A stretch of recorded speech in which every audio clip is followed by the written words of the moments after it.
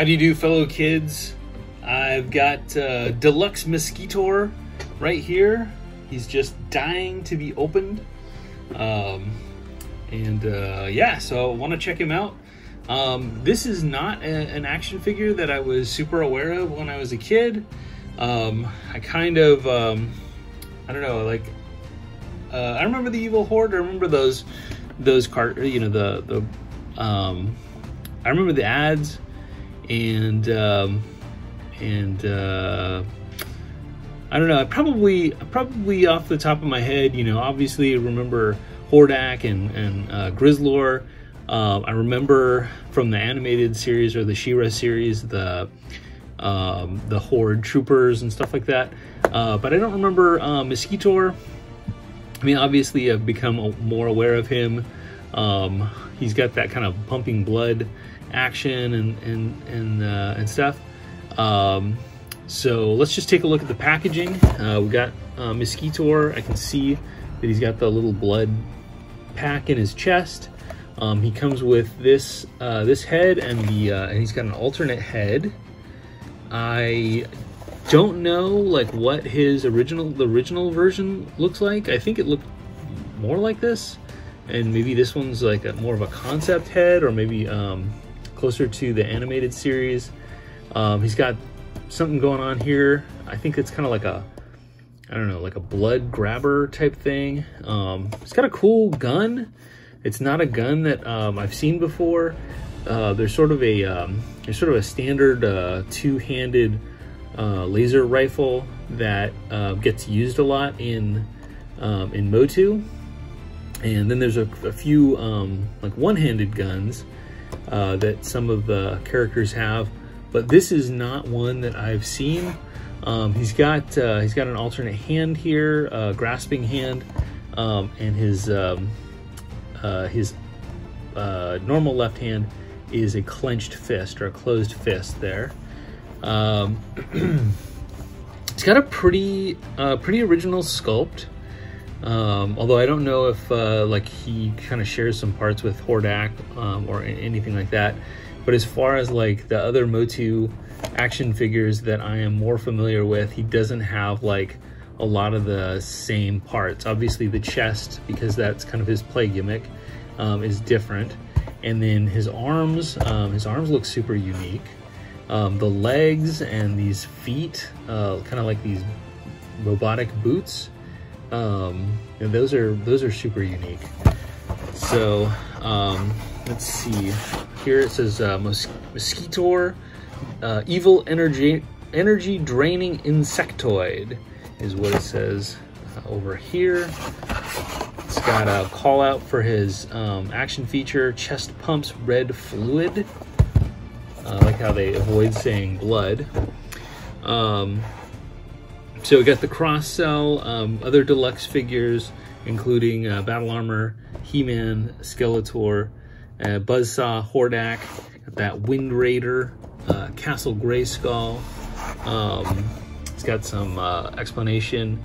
To prime fluid, pump repeatedly for several seconds. So I guess he's got a little pump on his back that creates that. And then it shows the swappable head for a new look.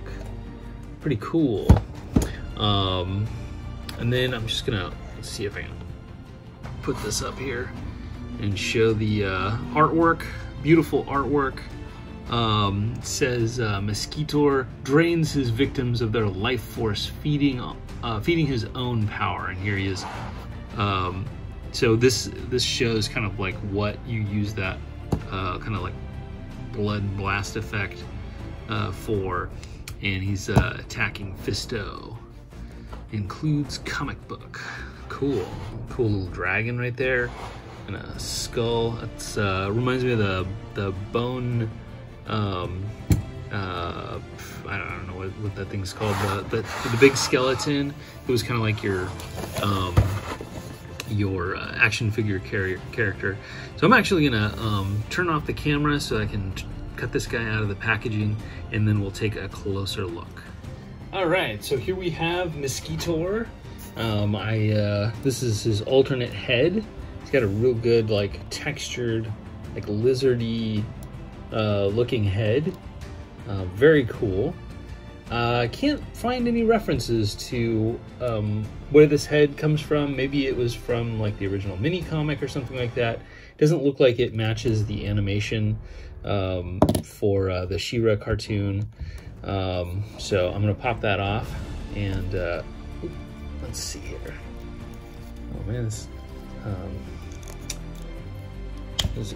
there it goes. And then we've got our original head, and this matches closely with what he looked like, what his vintage action figure looked like. I'm a little disappointed in how flimsy the legs are. You got kind of this like, loose knees type thing going on. He stands pretty well, but I would guess that if I had him on my shelf for any length of time, he'd kind of tip over. We also have the blood feature. Got a pump, like a little pump button in his back, and I can pump that and make the blood sort of boil in his chest. His chest cavity is a little smaller than, or his like chest window is smaller than the vintage version. The vintage version was much wider, but it's one of the things about the vintage version that's different than Origins. Origins has the pegs for the for the arms. So you've got holes in the chest cavity. I don't want to yank that out too hard, so I'm not gonna force it.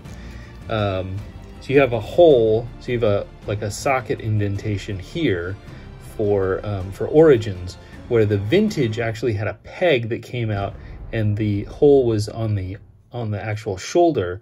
So so you didn't have much of an obstruction inside the action figure. Let's see if I can get his other arm out.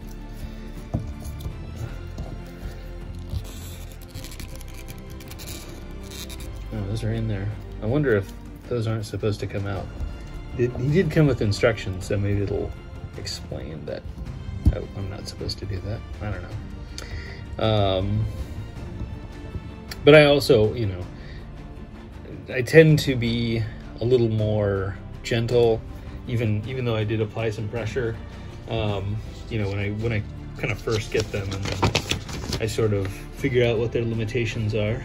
It looks like maybe his arms are not supposed to, or not meant to come out, because this is showing the removable parts as the head, I guess the torso, or the waist piece, his hands, and his boots. So I guess the arms are not supposed to be removed. So I'm glad I did not force those out. That's interesting, because that is I think that's the only, as far as I know, it's the only time I've seen that. Maybe some of the other deluxe figures are like that as well, but that could be partly because of his feature in his torso. Got a lot of good blood coming out there. That's pretty good. Comes with a cool gun. I love that. I love that the gun handles are just very, very simple. Because I don't think these action figures really need the handle to look like a real world handle, so that that's really cool. It's really good because it you don't have to force the guns, the accessories into their hands. It just kind of slides in very easily. That's one of my biggest complaints for the G.I. Joe Classified. The guns on their own look very, very good, but are just really hard to get into the hands of the action figure. One of the things that I love about this is it has that kind of like that vintage simplicity to it, and he holds his gun very well. So it's not something that is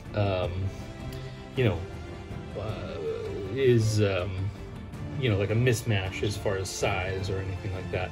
You know, something you might see with like the Kenner Star Wars action figures from the 80s, where, you know, the hand was a little, you know, too I don't know, you know, too claw-like and didn't hold the accessories.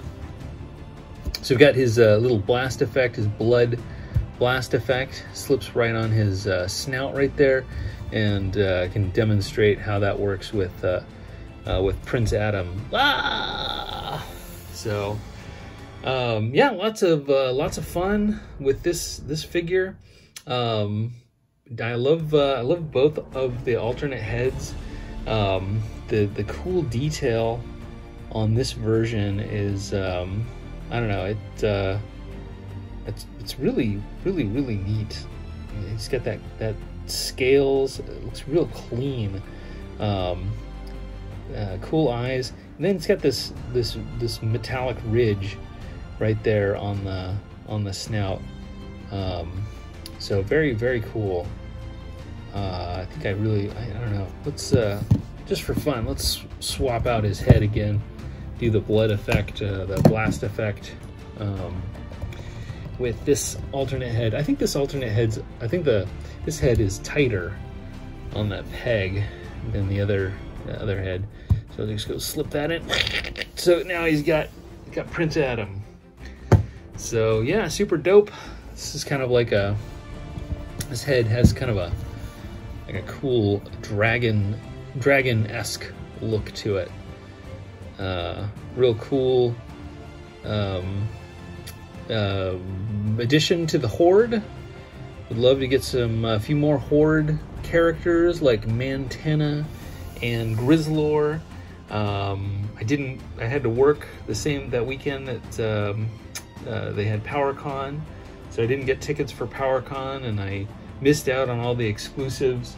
I did get an email from Mattel that said, hey, we've got some extra exclusives, come on down to Mattel.com. Or actually, I didn't get an email. I saw it on, I follow them on Instagram.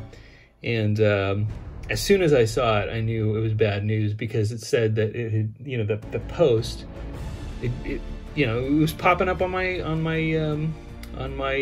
you know, page, or my home screen.